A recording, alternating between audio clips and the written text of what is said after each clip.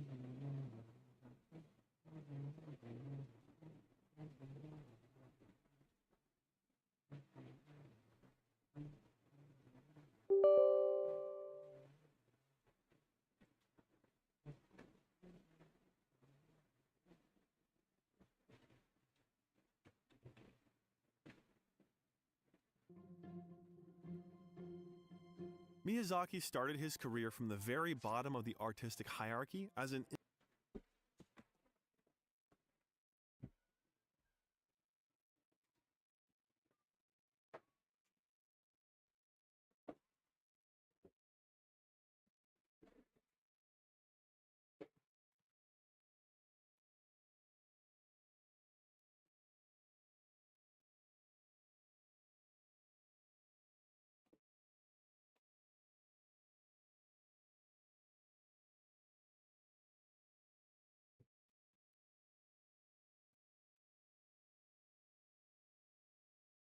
in-between artist. Usually in large studios, the key animator does not draw all 24 frames needed for 1 second of the film. He creates only the most important first and last frames. Miyazaki was engaged in drawing an intermediate series of drawings between key frames. From this position, he gradually moved to more responsible positions in the animation industry. After getting a job, Hayao was able to rent a tiny room with an area of 80 square feet by Western standards on his small salary in Nerima, Tokyo. The first projects Miyazaki took part in were One Dog March and the TV anime Wolf Boy Kin. I frankly didn't enjoy my job at all. Miyazaki later wrote, I felt ill at ease every day. I couldn't understand the works we were producing or even the proposals we were working on, but there were still advantages in the work. It helped him improve the skill of drawing living creatures. It was during his first years at Toei Animation that Miyazaki finally felt that he had gotten rid of the oppressive influence of Osamu Tezuka. The young artist, despite his lack of experience, was confident and even bold. His mentor Yasuo Otsuka recalled that Miyazaki went ahead like a heavy tank, and his fierce persistence stunned his colleagues. The behavior of the young upstart especially irritated the senior animators, but they could not help admitting he was a very talented upstart. He was a quick learner and had a vivid imagination. One day, Miyazaki allowed himself an unprecedented audacity. He suggested an alternative ending for the studio's new film, Gulliver's Travels Beyond the Moon. He was an in-betweener, recalled Reiko Okuyama, an animator who worked with Miyazaki in those years. So, there was a producer, a director, and other in-betweeners over him. And yet he completely changed the meaning of the whole film by boldly expressing his opinion about changing a single episode. Miyazaki's proposal was so innovative and original that they decided to listen to the newcomer. After the picture was a success in Japan, the management of the film studio noticed the talent of the young man. However, he was not offered a promotion. One evening when Miyazaki was standing at the bus stop, a colleague from the studio approached him, and a conversation began between them. He seemed to me a kind and wise young man, Miyazaki recalled. He did not know then that this acquaintance would be fateful for him. This man's name was Isao Takahata. He was 6 years older than Miyazaki and came to the studio 4 years before him.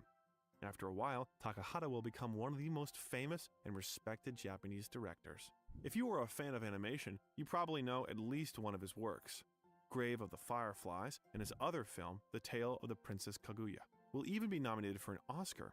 But that's still a long way off. So far, they were just creative people who quickly found out that they liked to spend time together.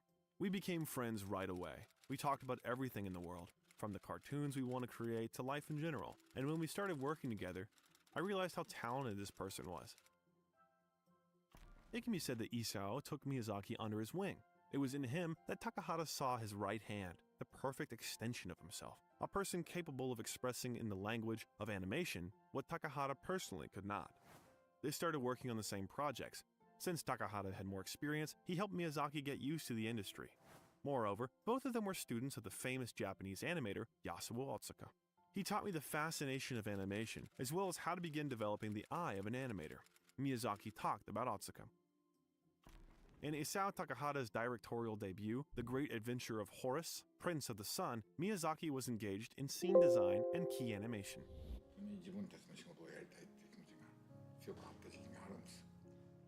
それを持ってたってことはとても良かったんです。それでギリギリまでやったんですよ。ギリギリまで。The working conditions at the studio left much to be desired. So, in 1964, Miyazaki's colleagues dragged him into the Animators Union. The organization fought for the rights of employees of the Toei Animation Studio, sought higher salaries, and the introduction of social benefits. Miyazaki played an important role in coordinating the union's activities. Very soon, an active young man was promoted to general secretary. The studio's management disliked him for his left-wing views. Therefore, work on the films was in a constant confrontation between Miyazaki and his superiors. It was a terrific training ground for me because I had to face my own weaknesses on a daily basis. The 60s were full of important events in Miyazaki's life. During the filming of the already familiar movie, Gulliver's Travels Beyond the Moon, he met animator Akemi Ota. The young people started a relationship, and they got married in 1965. 2 years later, Akemi gave birth to their first child, who was named Goro. And in 1969, they had a son, Kaisuke. Meanwhile, Miyazaki and Takahata's ambitions were growing rapidly, and at some point the friends realized that they would not be able to develop further in Toei. In 1971, they left the studio. Miyazaki and Takahata started developing a new project for the animation studio, a production. They wanted to make a film based on Astrid Lindgren's fairy tale about Pippi Longstocking. In order to acquire copyrights, they went to Sweden. However, they were disappointed there. Astrid Lindgren did not give permission for the film adaptation. However, it cannot be said that the animators returned from Sweden empty-handed. The sketches and storyboards they made while they were in this picturesque country were later useful to them in future projects, including the short film Panda, Baby Panda. After a trip to Sweden, colleagues had made it a practice to travel regularly around the world to capture the diversity of its details for the sake of new settings that amaze the imagination with their realism, to notice with the eye what photography was incapable of. Subsequently, Miyazaki often returned from his trips with sketches and new ideas. After leaving Toei, Takahata and Miyazaki's life resembled a tumbleweed. They moved from studio to studio, managed to work as co-directors of the series Lupin III Part 1, and shoot the sequel, Panda Baby Panda. In June 1973, they moved to Zoyo Pictures, where Miyazaki was engaged in the design scenes for the film Heidi, Girl of the Alps, and Takahata was the director. Then, for 5 years, they worked on the animated series World Masterpiece Theater. With each new project, Miyazaki was engaged in more and more important tasks until finally he got a full-fledged project at his disposal. In 1978, the premiere of Hayao first television series, Future Boy Conan, was. He agreed to take up the project only on condition that his mentor Otsuka would become the animation director. Although he was not listed as a director in the end credits, Miyazaki's duties included directing ones.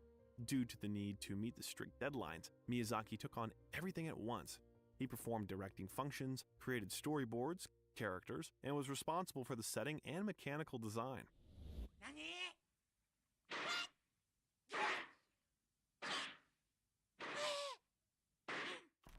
And while Miyazaki is looking for his way in animation, we suggest you write in the comments the name of your favorite film by this director. We read everything, and the most interesting ones. The end of the 70s can be called a turning point in Miyazaki's career. While working on the series Anne of Green Gables, directed by Takahata, Miyazaki suddenly realized that their vision of the project was different. He left after creating the scene design and layout for the first 15 episodes. Perhaps Miyazaki began to feel that he no longer wanted to work for a friend and was ready to do something himself. Meanwhile, Yasuo Otsuka was working on a second feature film about Lupin III. After learning about this, Miyazaki called his former mentor and offered his candidacy for the position of director. Otsuka immediately agreed, because according to him, if Miyazaki got involved in this, then the anime couldn't fail. Miyazaki himself downplayed his own desire to become the director of the project and insisted that it was just his turn to, quote, take responsibility. It was Hayao Miyazaki's first feature film in which he acted as a director. But as usual, the animator was also engaged in the script, design, and storyboards. Lupin III, The Castle of Cagliostro, tells about the adventures of a gentleman thief, Arsène Lupin III, and is based on a popular manga. As you may remember, Miyazaki had already had a hand in the creation of the 1971 TV series. Lupin III Part 1 is considered to be the first animated series in Japan created for an adult audience with an emphasis on mature, complex characters and storylines. The feature film that followed this series also portrayed the main character as an insidious, depraved criminal, not devoid of charm. However, when Miyazaki got the reins of power, he decided to make changes to the established image of the main character. In the new story, Lupin behaved differently, atypically for himself, and this change was described as his growing up. He became a brave hero, and some viewers, including the author of the original source, criticized such a creative solution. Miyazaki himself explained the character change as follows. In fact, Lupin's actions are not guided by such superficial values as money, jewelry, or women. Deep down, Lupin begins to feel anger towards the mechanisms of society that are strangling humanity and wants to bury the false desires of his heart by doing serious things. He is struggling to find the meaning of life and goes towards those who will help him win this struggle. Working on the film was a real challenge for Miyazaki, and not only his professional skills had to be tested, but also his physical strength. Judge for yourself. He started it in May 1978, and the premiere was on December 15th of the same year. This is a short time for animation, so the director had to work at maximum capacity. The family hardly saw Miyazaki, who often spent the night at the studio. There was practically no time left for children. His eldest son Goro remembered how his father came home after they fell asleep and spent his rare weekends in bed.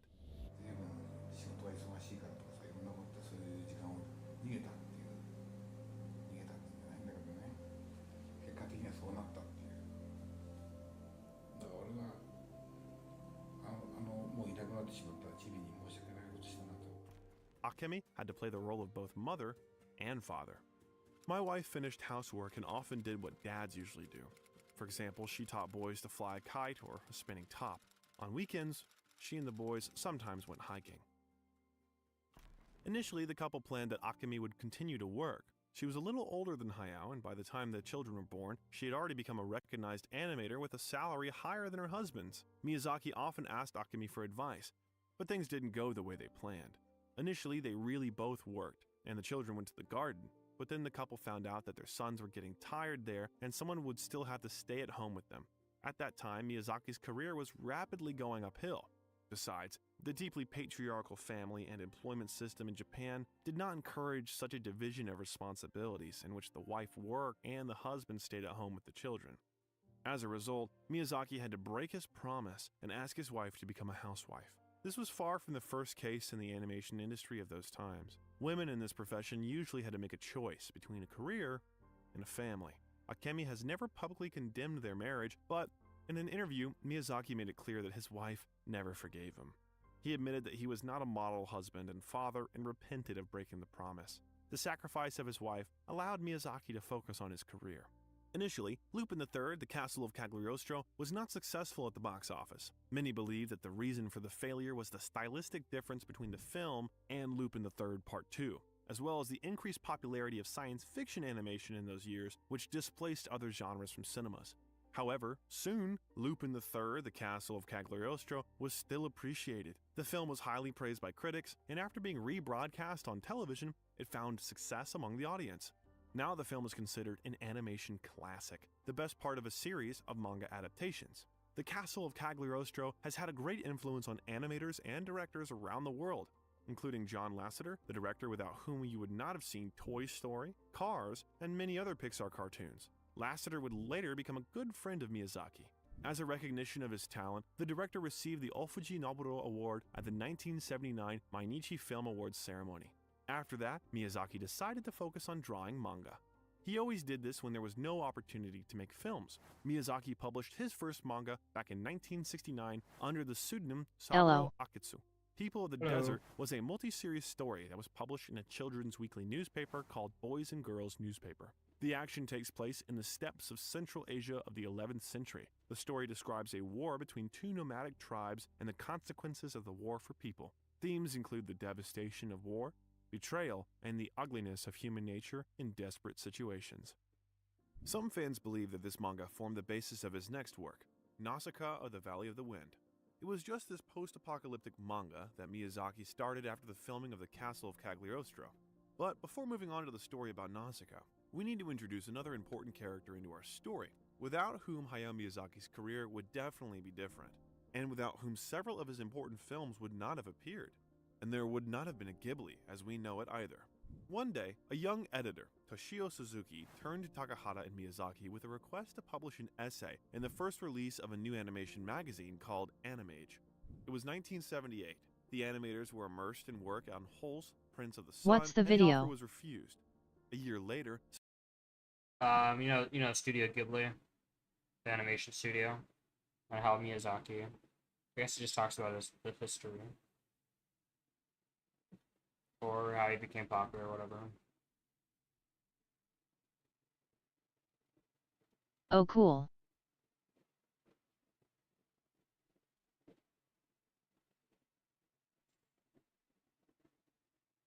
I noticed that on Magma. So I guess Magma has a I don't know if it's troubleshooting or a feedback team or something, but it seems like a lot of people are requesting an animation feature. So I don't know if they're actually going to implement it or not, but I think it'd be really cool if they did. So hopefully, I don't know the likelihood of it. Maybe it's too difficult. Maybe the team doesn't know how to do it. But also, people are requesting a blur tool to help blur between colors or whatever. So maybe it might be a few, Yes. it might be a few months or something. But I think that'd be kind of cool. Magma does that.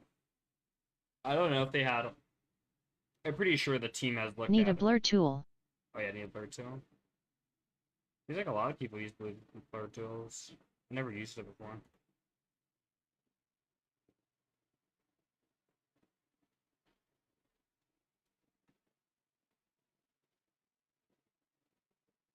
Suzuki decided to try his luck again and came to Miyazaki's studio in the hope of interviewing him. At that time, work on the Castle of Cagliostro was in full swing. Miyazaki was annoyed and very busy. He not only refused to talk, but also said that Suzuki was robbing children, made them buy a magazine. But the stubborn editor did not give up. He sat down at an empty table next to Hayao and began working on notes for his magazine. So they sat, immersed in their work until 4 o'clock in the morning. Then Miyazaki was going to go home, but before that he informed Suzuki that he would be back at 9 a.m. Suzuki is also back. Another day passed in silence. It was only on the third day that Miyazaki started talking. This story, similar to the mythological plot about the taming of a wild beast, served as the beginning of a friendship that turned into a creative collaboration. Suzuki's executives suggested that Miyazaki produce anime for the publishing house Takuma Shoten, which produced Animage. But it, alas, did not work out. Several of Miyazaki's ideas were rejected. The developments of a story about the adventures of a young princess in a post-apocalyptic world infected with poisonous spores were among them. The budget of the publishing house did not allow the idea to be realized. In addition, the heads of the publishing house thought that the film would fail if it did not have a manga base. Then, Suzuki suggested that Miyazaki give the producers what they wanted, a multi-part manga that would be released in Animage. Miyazaki agreed, although he wasn't sure he had the skills strong enough to make a big series. And so, the cult Nausicaa of the Valley of the Wind appeared. In order to tell about the manga and the subsequent film adaptation fully, we would have to make a separate video, because there are 24 just sources of inspiration for this story. There is Ursula Le Guin's cycle about the Earth Sea and The Lord of the Rings, and Journey to the Center of the Earth by Jules Verne. There were more gloomy events there was an environmental disaster that occurred on the Japanese lake Minamata, where a nearby chemical plant has been dumping mercury for more than 30 years. This became clear in the 50s when people began to die en masse in neighboring fishing villages. It was all the fault of poisoned seafood. Miyazaki couldn't help but resent the irresponsibility of people towards the place where they live. Human cruelty and recklessness, which led to an ecological catastrophe, formed the basis of the manga. Ecology is one of the central themes in Miyazaki's work. He will refer to it more than once in his films. I came to the conclusion that I cannot create a film without talking about the problems of humanity as part of the ecosystem, he emphasized. Miyazaki largely relied on the image of Princess Nausicaa from the Odyssey, creating the main character. Moreover, the director admired not so much Homer's Nausicaa as its version from the books Heroes, Gods, and Monsters of the Greek Myths by Bernard F. Slint. The princess of the Phaeacian people, whose ships easily flew over the waves, was beautiful, dreamy, and fleet-footed. She preferred nature, songs, and ball games to beautiful dresses and grooms.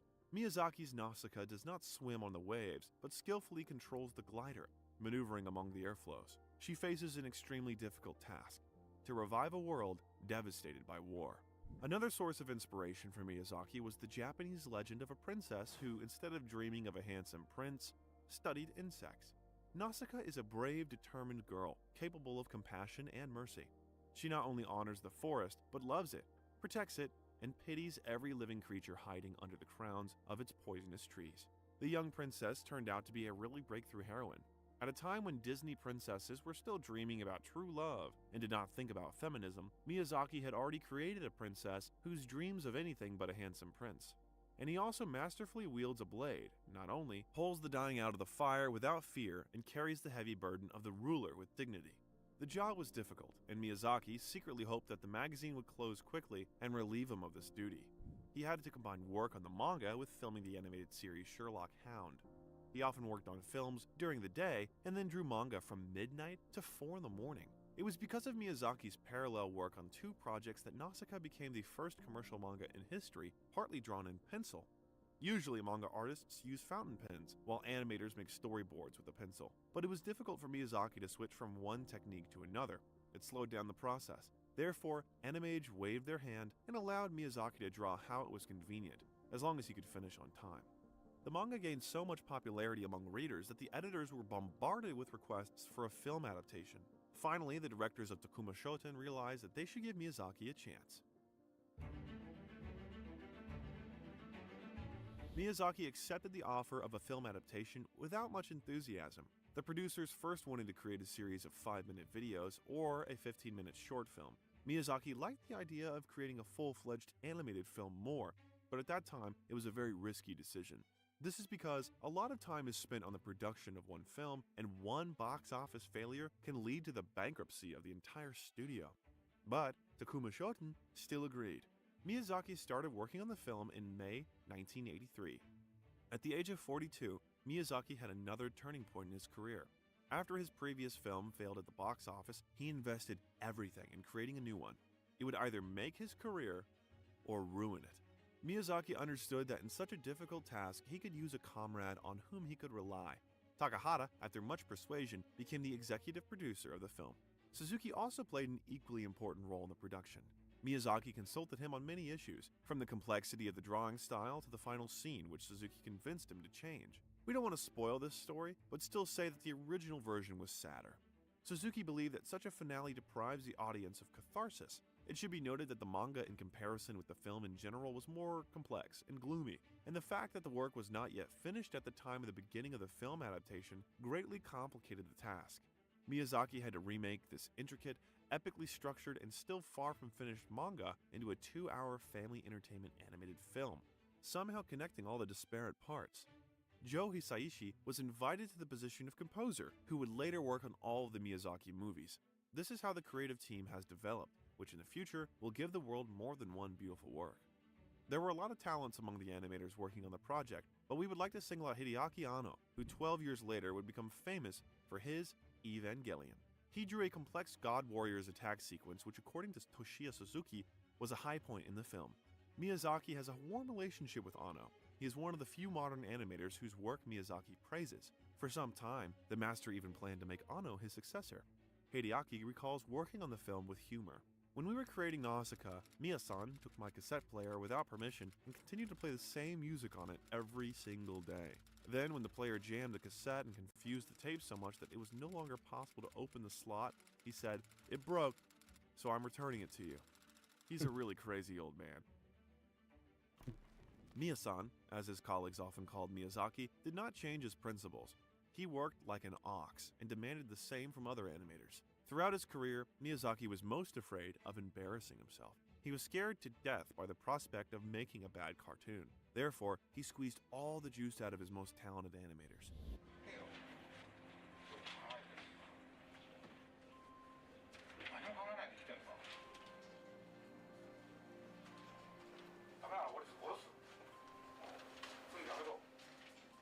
Everyone who knows Miyazaki admits that it is very difficult to work with him. Miyazaki laid on the altar of creativity everything he could give himself and everything he could take from others. Hayao loves young people. They charge him with energy. But what happens to them? Working with Hayao ages young people, says Toshiya Suzuki. Hayao is on his own. He just absorbs the energy of youth. He's been doing this all his life. Isao Takahata once said. Hayao Miyazaki is a man who struggles. He weeps, is playful, loves people, expects too much of their talents, howls at his broken dreams, becomes enraged. This time, the production took 9 months. The grueling work of the team paid off in full. Released in 1984, Nausicaa was a huge success among viewers and critics. The film is still among the best animated films in Japan and the whole world. However, the acquaintance with American distributors began with a scandal and was remembered by Miyazaki and Suzuki for a long time. In 1985, the film was edited without the author's permission to be shown on HBO. They did it so hard that they cut out as much as 22 minutes, trying to make an action adventure for the whole family out of Nausicaa. The role of the heroine in the story has decreased. Episodes that pointed to the peaceful side of insects have been cut out. The film was renamed Warriors of the Wind and promoted with the help of an idiotic poster that had no connection with the real plot. Unfortunately, at that time, the filmmakers did not have enough experience and influence to somehow change the situation. If any of you have seen this version, we would like to ask you to erase it from your memory, Suzuki once declared.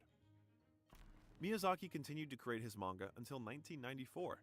He returned to it while working on some of his most optimistic works, My Neighbor Totoro and Kiki's Delivery Service. The director admitted that Nausicaa often served as a way for him to embody his dark ideas, which allowed him to create more positive works for the big screen. The success of Nausicaa confirmed its creators in the idea that this was exactly what they always wanted to do. For many years working on TV series, Miyazaki and Takahata were often made to sacrifice quality in order to squeeze into tight budgets and strict timeframes. They dreamed of creating lively and high-quality animation, investing maximum energy in each stage of work, and with the available budget and deadlines, never compromise with either quality or content. In the end, they came to the conclusion that they could not afford it anywhere. Nowhere but their own studio. In 1985, Hayao Miyazaki, Isao Takahata, and Toshio Suzuki founded Studio Ghibli with the support of Takuma Company. They borrowed the name for their brainchild from the Italian Caproni Ka-309 Ghibli aircraft, and perhaps there is no need to say who was the author of this idea. The word Ghibli, originating in Libyan Arabic, means hot, dry wind that blows across the Mediterranean from the Sahara Desert. Let's breathe a fresh breath into the world of Japanese animation became the motto of the studio. In the first couple, Ghibli didn't even have its own premises. The studio rented an office.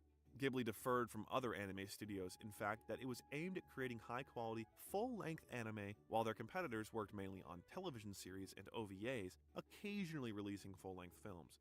The concept was risky because it was at the expense of the series that the studios could stay afloat, but Miyazaki and co. never looked for easy ways. To minimize the risk, the studio has been hiring part-time staff for a long time. To be honest, none of us expected Studio Ghibli to last this long. Let's make one movie. If it is successful, we will shoot another one. If it fails, that's it. That's how we started. Despite the risks, they have never put commercial success first. The creators of Ghibli have always positioned this place as a studio where artists and directors will create pictures full of freedom of expression. A calligraphic poster hanging in the studio read, "Please resign if you don't have any ideas. You work only when you are told. Are you used to relying on others? You avoid responsibility. You lack enthusiasm. You like to complain. You often take a vacation or are late for work." それよりもそこにいる人間たちがちゃんと自分のやりたいことと、それからその能力を身につけていることが一番大事で、それでジブリが魅力がなくなったらさっさとやめた方がいいです。僕も真っ先にやりますからね。Although other directors appeared in Ghibli over time, the key figures were always Miyazaki and Takahata, who was nicknamed Pakusan at the studio. 僕はやっぱ隣の山田君が終わってからここに戻ってきたら、ね、その間ここにいなかったから山小屋の方でうろうろしてましたね。それで帰ってきたらもうめちゃめちゃになってました。本当に頭にきた。Miyasan could grumble at Takahata all he wanted. However, according to Suzuki, Pakusan was the only viewer Miyazaki ever wanted to please. As for Suzuki, he has held various positions in Ghibli for decades, but his true role is to be Miyazaki's confidant and advisor. And in the future, we will see more than once how great his influence was. The studio's first film was released in 1986 and was called Laputa, Castle in the Sky. The plot revolves around a boy named Pasu, who meets a girl named Shita who has a magic crystal. This stone is being hunted by air pirates, the army, and government agents. The landscapes in the small mining town in the film owe their appearance to whales. Miyazaki first visited there in 1984 and was impressed by the picturesque Welsh countryside. He was even more excited by the locals. He witnessed a miners' strike against the closure of the mines. Many consider it the fiercest labor dispute in British history. In this confrontation, the government won, which led to depressing consequences in the form of abandoned buildings and a decline in spirit. Miyazaki was keenly experiencing this event, feeling a sense of solidarity with the miners. Their struggle reminded him of his days working in the union. I admired those men. I admired the way they battled to save their way of life, just as the coal miners in Japan did. Many people of my generation see the miners as a symbol, a dying breed of fighting men. Now they are gone. He partly embodied this experience in his film. The main character also works hard at the mine, along with adults. Shut off the boiler, Patsu. We're not gonna find anything today. If things keep going like this, we'll all be starving soon. And Patsu, maybe you can oil that blasted machine. Okay. Thanks. Good night. Night.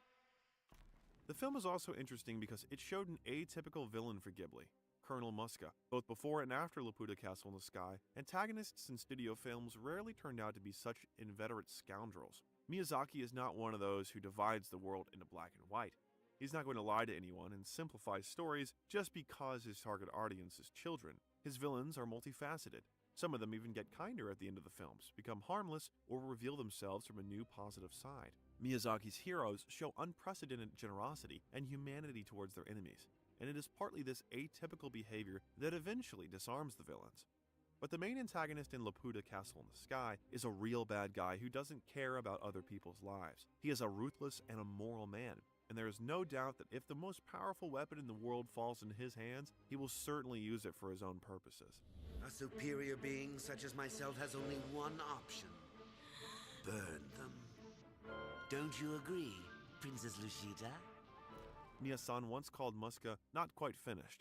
The first scenario revolved around this character. He had serious complexes and big ambitions, but Suzuki and Takahata decided that if he became the main character, there would not be enough adventures in the film, so they persuaded Miyazaki to shift the focus to children. Probably because of this, Muska's character could not be made more complex. Laputa Castle in the Sky was not as successful at the box office as its predecessor Nausicaa, but the audience loved this film.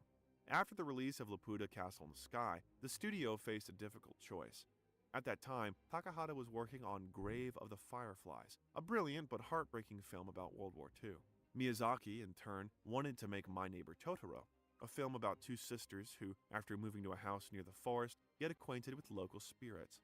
The problem was that the studio doubted the box office success of both films. Grave of the Fireflies was sad, and My Neighbor Totoro, according to investors, was too simple. Miyazaki, looking at Takahata's more serious film, doubted his own work and constantly tried to quit the project, reminding Suzuki that his film showed idiotic things, according to him, like a cat that turned into a bus. But Suzuki was sure that Totoro would look spectacular on the screen. The producer suggested releasing the films at the same time so that they would balance each other. Showing two films in cinemas for the price of one was not an innovation and was called the double feature. But the idea was very risky for a startup studio with a small number of staff. It seemed almost impossible, but such a chance was not to be missed. We knew that if we didn't make a breakthrough now, we wouldn't have another chance to do both movies. Suzuki recalls that the process of producing pictures was utter chaos. The studio shot 2 full-length films at the same time and could not sacrifice the quality of any of them. But parallel work spurred both directors to some extent. It created a healthy spirit of rivalry, which allowed them to finish the work despite the production hell. Although My Neighbor Totoro is one of Miyazaki's brightest films, fans have come up with a very dark theory for him. It says that the main characters actually die at the end of the film, and Totoro takes them to the afterlife. It's creepy, isn't it? But Ghibli has long since dispelled these rumors on its website. Everyone, please put your minds at ease. The rumors of Totoro being a death god, Mei being dead, and other rumors of the like are absolutely not true. In regards to comments that Suzuki and Mei don't have shadows in the final scene, it was merely decided that it wasn't necessary to draw when producing the animation. My Neighbor Totoro and Grave of the Fireflies were released on the same bill in 1988. My Neighbor Totoro was unable to recoup his production costs through cinema rentals like Nausicaa the Valley of the Wind and Laputa Castle in the Sky, but the studio managed to profit from secondary rights. 2 years after the release of the film My Neighbor Totoro suddenly brought the studio additional profit thanks to the sales of soft toys, which became very popular. The cute creature was so loved by the audience that in the end it became the logo of Ghibli. It will help out its creators more than once. Thanks to the sale of goods with the image of the character, Ghibli will often fill a gap associated with production of pictures. The first film that collected a large box office was Miyazaki's next project, Kiki's Delivery Service, released in 1989. The film took first place among all Japanese movies of this year and surpassed all previous studio films in box office. The film is based on the Aiko Kodono's children's novel of the same name, but its plot differs significantly from the original. The story tells about a young witch named Kiki who, according to the witch tradition, leaves home at the age of 13 to complete her studies. While working on the film, Miyazaki resorted to old practices that he made during a trip to Sweden. Even then, the director's love for Europe, especially for local landscapes, settled in his heart. The city of Koriko, where most of the events of the film take place, has a lot in common with the cities of Visby and Stockholm. Kiki's Delivery Service touched on important topics of growing up, loneliness, and the search for a life purpose, which concern not only the peers of the main character, but also adults. This is the value of Miyazaki's creativity. Although most of his films are aimed specifically at children, a person of any age will definitely find something for himself in them. There were only 2 movies for adults of all the full-length films Miyazaki shot in Ghibli. The first one was Porco Rosso, told about a pilot who mysteriously turned into a pig after surviving in the meat grinder of the First World War. It sounded gloomy, but overall, Porco Rosso turned out to be quite funny and romantic. But a note of sadness was always present, of course. Miyazaki once described it as a stupid movie. チャンスがあっても書かなかったんですよ。書きたくなかった。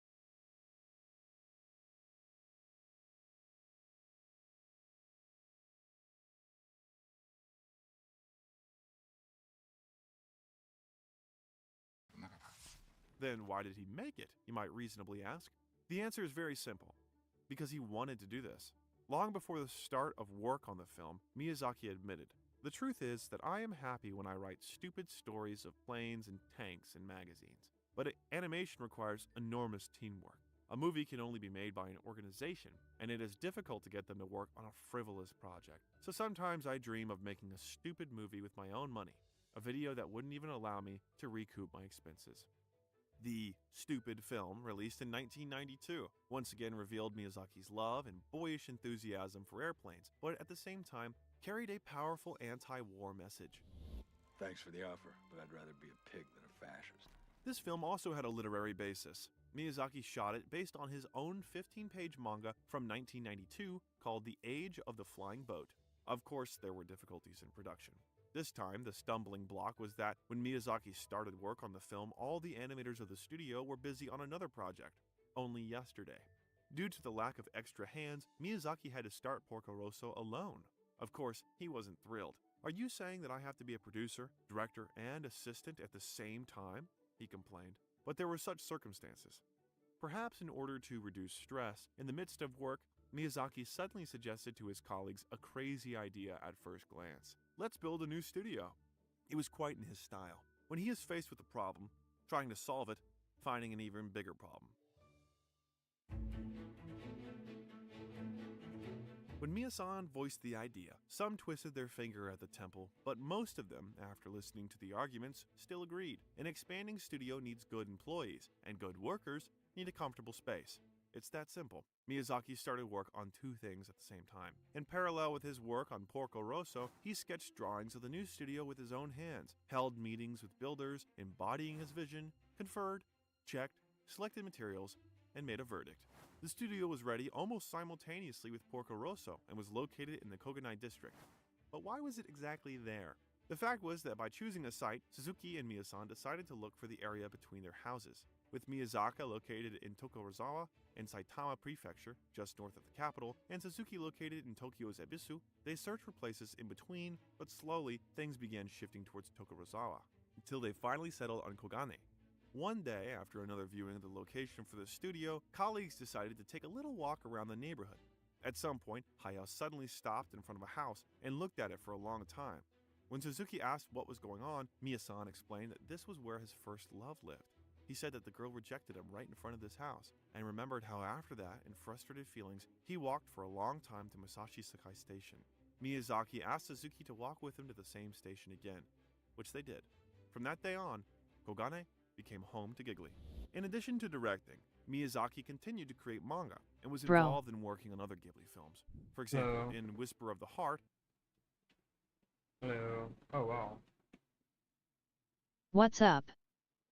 How are you doing? I'm fine.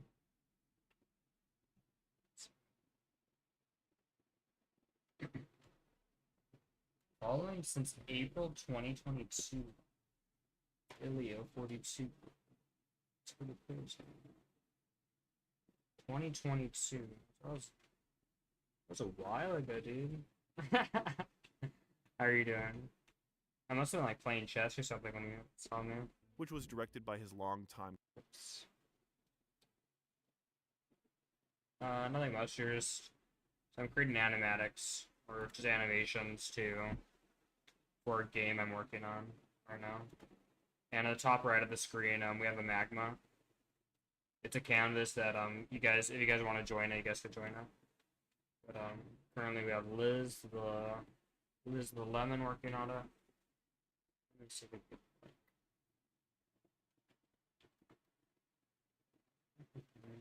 Something is up with your audio. What do you mean? Is it bad or do you hear like a fan or something?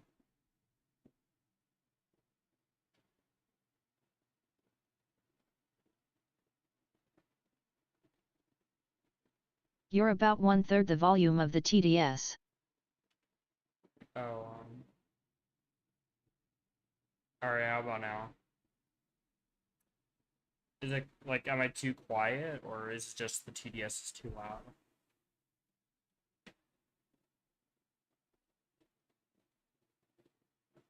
You're just too quiet. Okay. Hmm.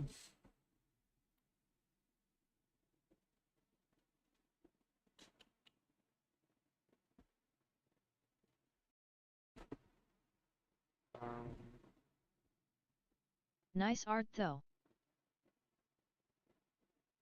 Are you talking to Liz? Oh yeah, I was gonna get the cuts. I was gonna get the if you want to draw with them. If you want to draw Liz, it's fine.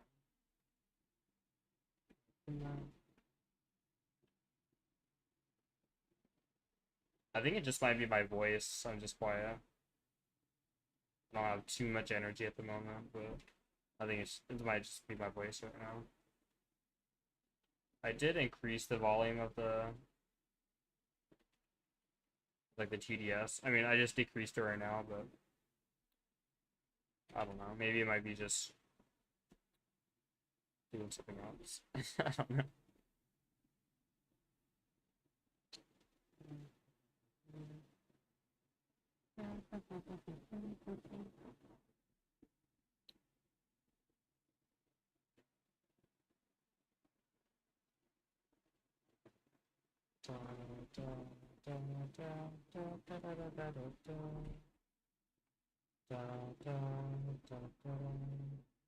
Da, da, da, da, da, da, da, da, da, da, da, da, da.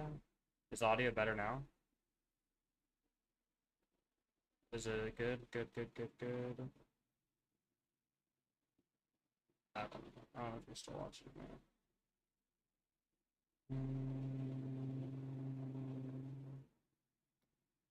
I don't know. Whatever.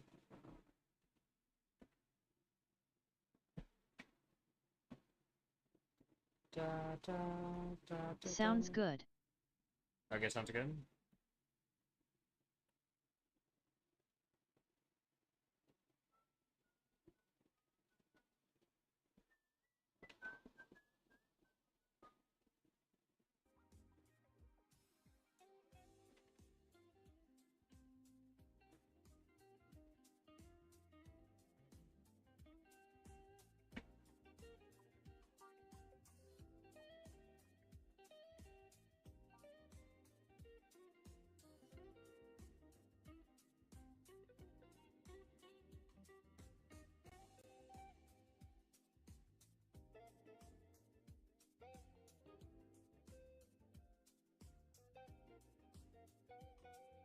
Okay. Feels a little bit better. Maybe it feels like she's too chunky. I mean too tall or long or I don't know.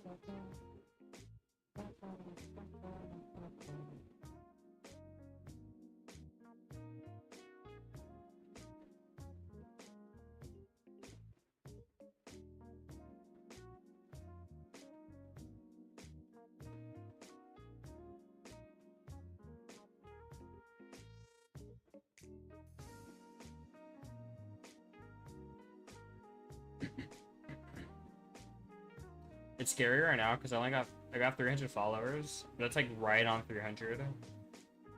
And randomly like people just unfollow. So I'm just like expecting. I was scared that Ilio42 is going to.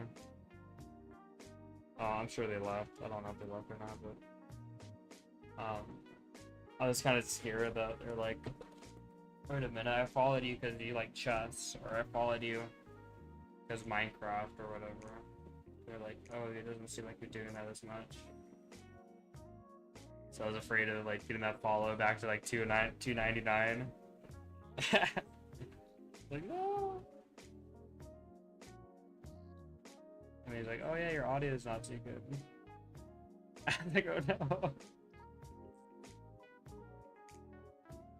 Please.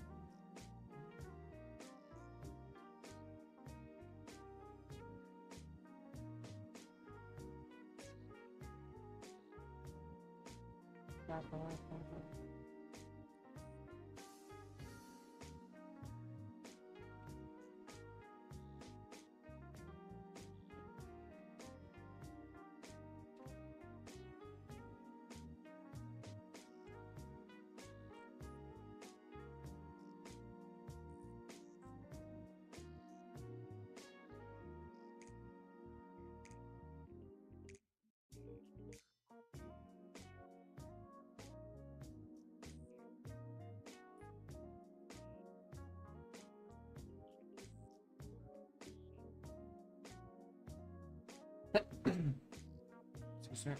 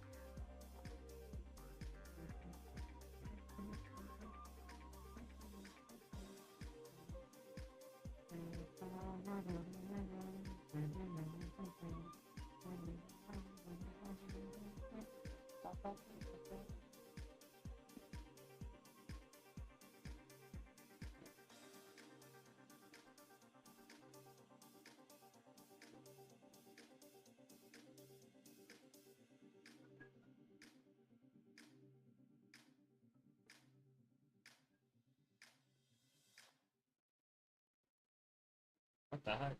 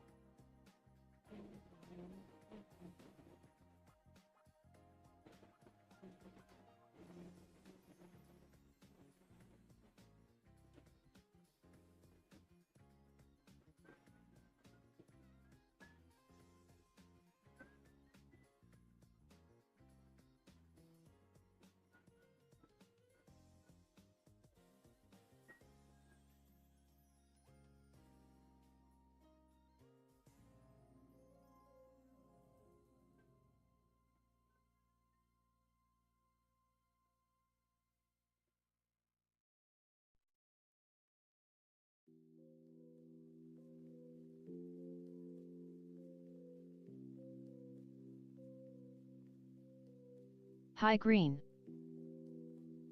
Oh, hello.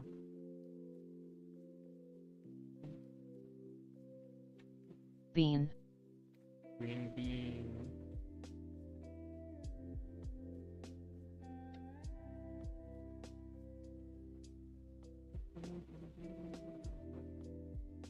How are you doing?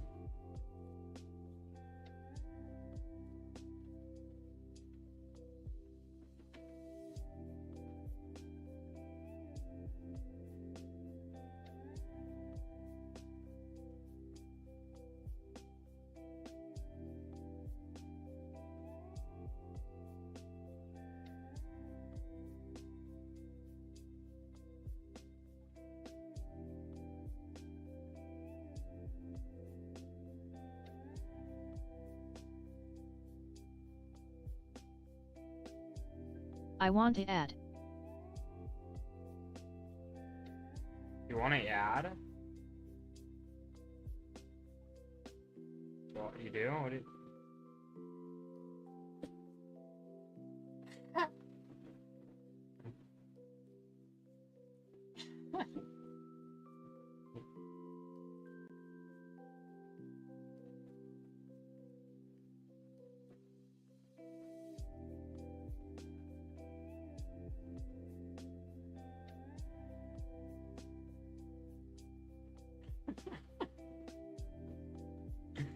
What the heck, dude?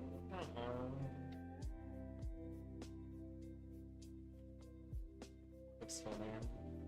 You want an ad? Are you watching? Can you see the ad?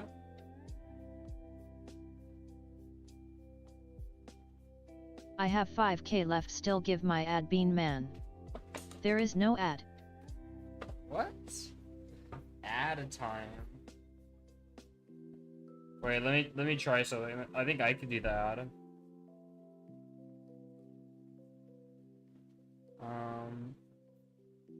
Yeah.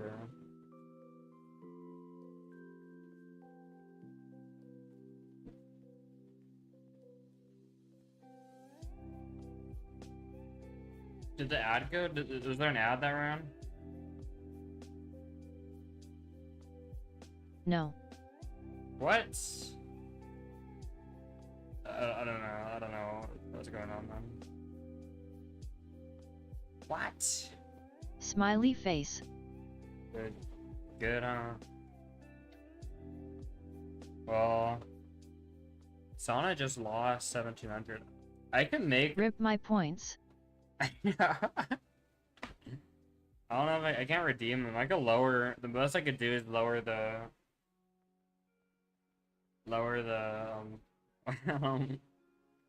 the amount of points you need.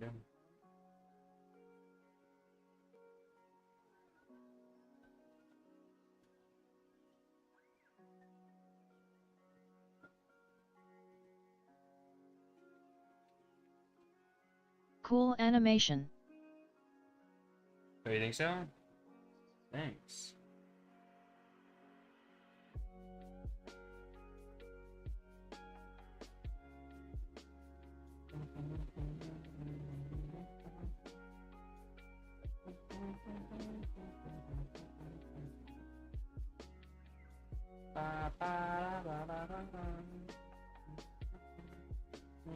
How did you get it to play? What do you mean? What do you mean get it to play? This isn't a Magma, it's a different software. Like make it move.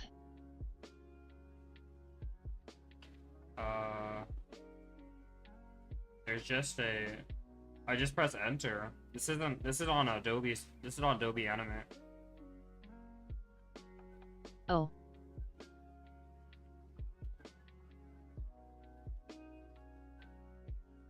If you have a, I don't know, Liz, I don't know what you draw on. I think you draw on your phone, right?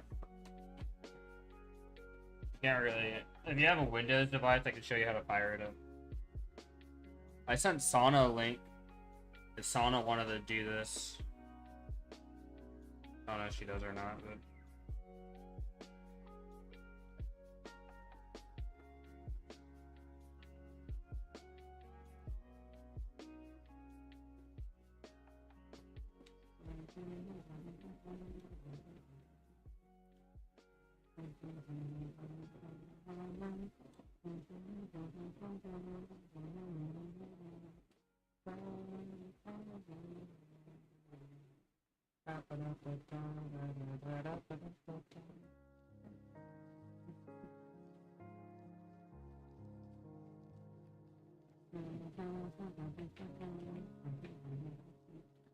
Let me change that song down.